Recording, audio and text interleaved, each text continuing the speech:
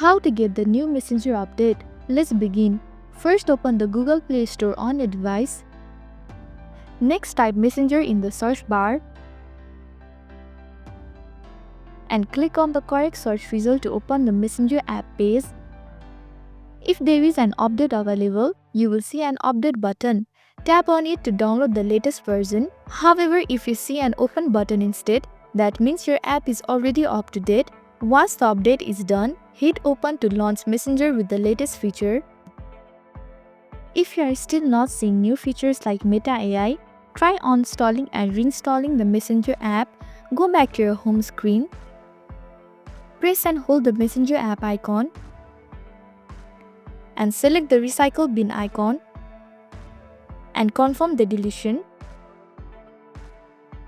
Lastly, return to the Play Store and hit the install button.